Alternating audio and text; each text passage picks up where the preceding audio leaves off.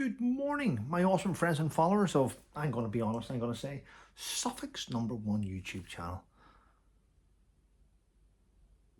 That's probably a lie, but no one's ever confirmed it's truth or false. Anyway, welcome to my daily rant, a place where I come and I just offload the nonsense which winds me up each day. Do you know what, ladies and gentlemen? We all wake up in different ways, don't we? We wake up, we've got things to do, we're pissed off, we're excited. Every day I wake up, I just think, what the fuck is in the mainstream media now? What nonsense have we got to do? Is there any good news? There's some good news. And it was my yesterday's video, which has had over 40,000 views. It seems that everyone out there agrees with me.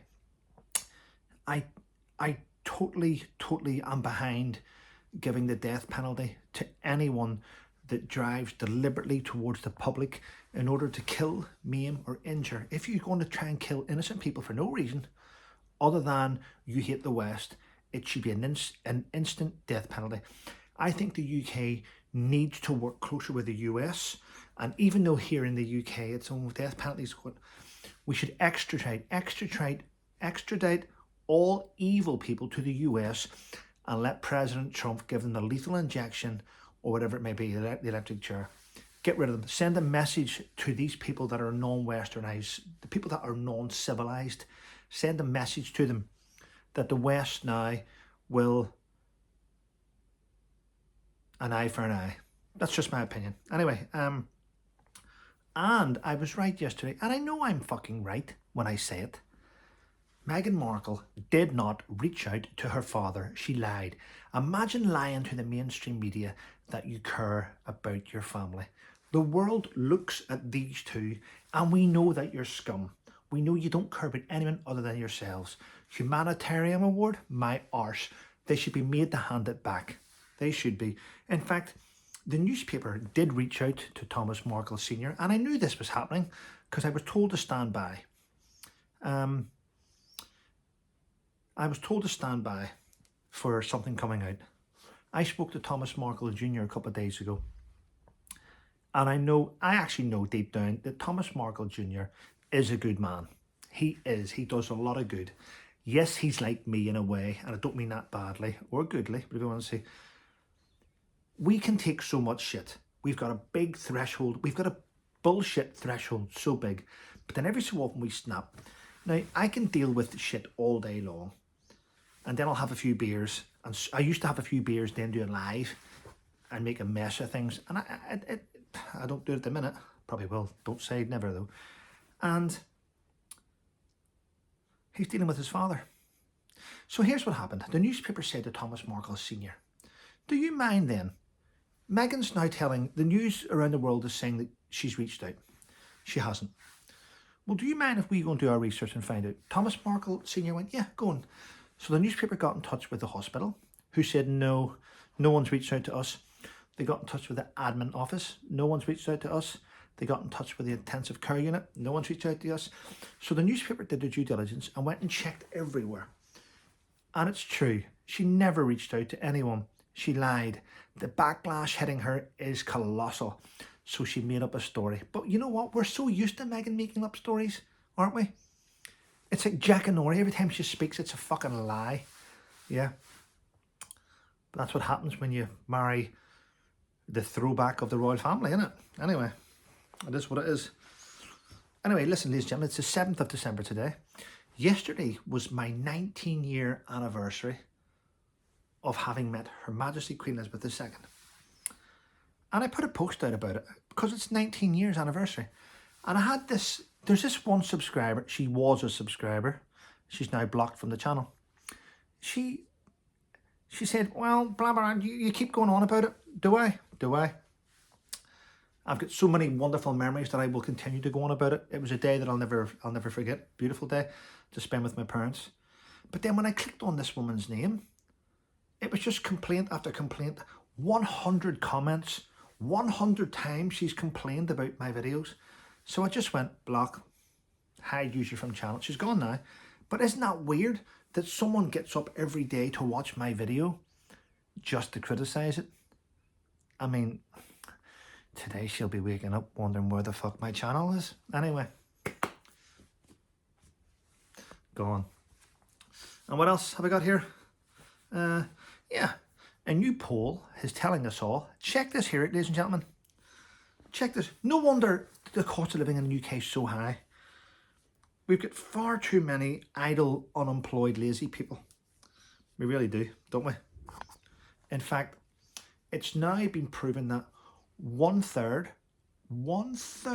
of all car sales in the UK are for welfare people.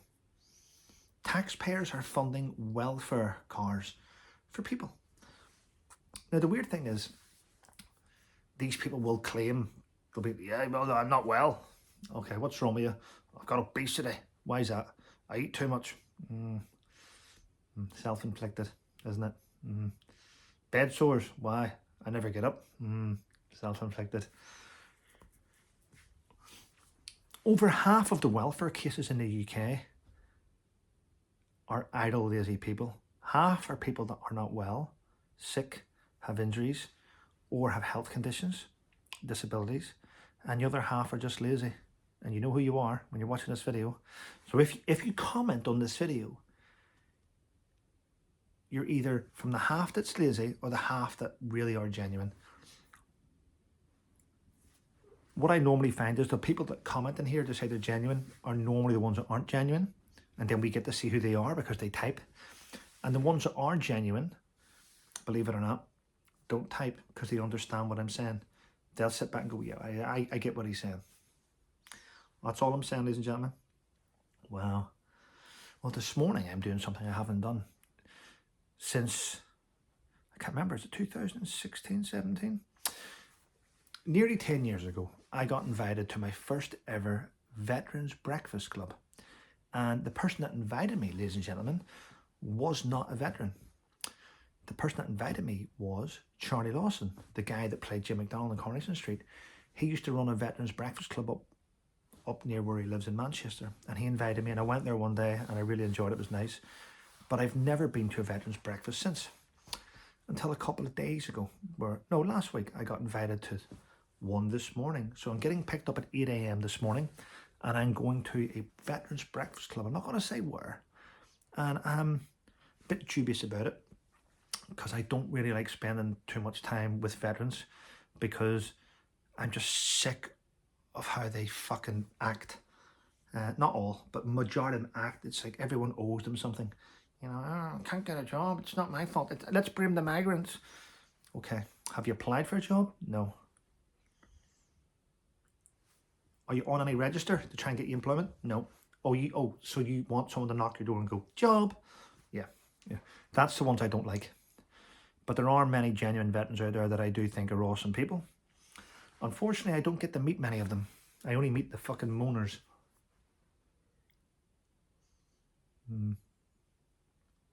But there's a guy now that I'm starting to get to know really well, a guy called Matt, who is a genuine veteran, a good guy, works hard, fucking got his head switched on, got loads of fucking stories from his days in the service. I enjoy listening to him. So yeah, I'm going with him today, so it should be a good day. My son's going to play golf this morning. Anyway, listen everyone, thanks for watching my videos. Yesterday we had nearly, 40, 56, we had nearly 70,000 views yesterday on this channel, which is pretty good. Going back to the days where I used to get 100,000 videos a video, 100,000 views a video. I used to get that in 2023. And we're still trying to recover from a shitty time, but we're getting there. We're getting there, ladies and gentlemen. Anyway, I'm going to leave you to it. Have a wonderful day. There's another story.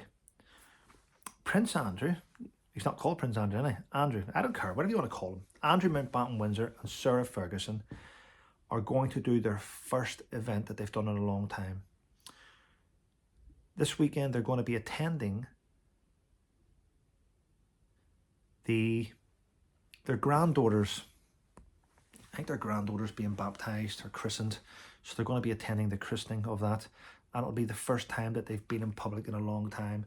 And it's alleged by the Daily Mail, it's alleged that onlookers and insiders say they're not looking forward to seeing them. That's nonsense. That is nonsense.